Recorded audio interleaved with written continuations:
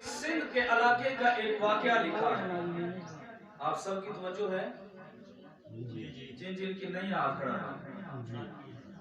توجہ رکھے، سارے اتنے پریشان کیوں ہیں؟ اور میری ایک آپ سے اور گزارش ہے، یہ بیچ کا سارا جو خلا یہ اچھا نہیں لگتا، آپ یہ میرے بعد میرے مہمانوں نے بھی بات کرنی ہے، تھوڑے آگے تشریف لائیں اور مل کر آپس میں بیٹھیں۔ شاباش، اللہ تعالیٰ آپ سب لوگوں کو جزائے خیر دے، مل کر آپس میں بیٹھیں۔ وہ تبلیغ والے کہتے ہیں نا، جب انسان مل کر بیٹھتا ہے تو اللہ دلوں کو ملاتا ہے، اور جب ہم ایک دوسرے سے دور ہوتے ہیں تو پھر ہماری دوریاں آپ کو پہلے سے پتا نہیں کتنی ہے پہلے سے۔ اللہ آپ سب لوگوں کو جزائے خیر عطا فرمائے۔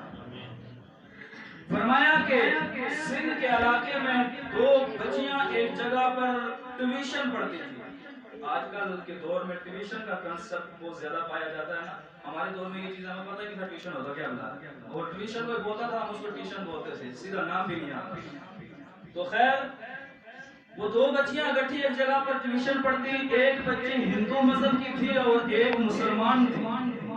جو بچی مسلمان تھی، جو عورت گھر میں ٹیوشن پڑھاتی تھی، اسی کی اپنی بیٹی تھی اور وہ مسلمان عورت کی بیٹی تھی، اور دوسری بچی ہندو مذہب کی بیٹی اس کے پاس آ کر ٹیوشن پڑھتی ہے، اور ان دونوں چھوٹی بچیوں کی آپس میں دوستی ہو گئی۔ جب دوستی ہوئی، اسکول کا سبق پڑھنے کے بعد وہ روزانہ اپنی بیٹی کو ٹیچر جو ہے روزانہ قاعدے کا سبق پڑھاتی، حمزہ زبر آ، حمزہ زیر ای، حمزہ پیش او، ابدا، اخذا، ازینا، امارا، بخیلا، بخالا، برارتی، رقابتی، یہ سارے الفاظ اس کو پڑھاتی۔ پڑھاتے پڑھاتے ایک وقت ایسا آیا کہ اس بچی کا قرآن کا جو پہلے قاعدہ پڑھایا جاتا ہے وہ ختم ہو گیا۔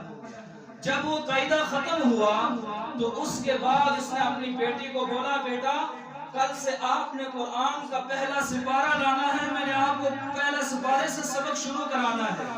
دوسرے دن بچی پہلا سپارہ جب لے کر آئی، وہ ہندو مذہب کی بچی بھی اس کے ساتھ تھی۔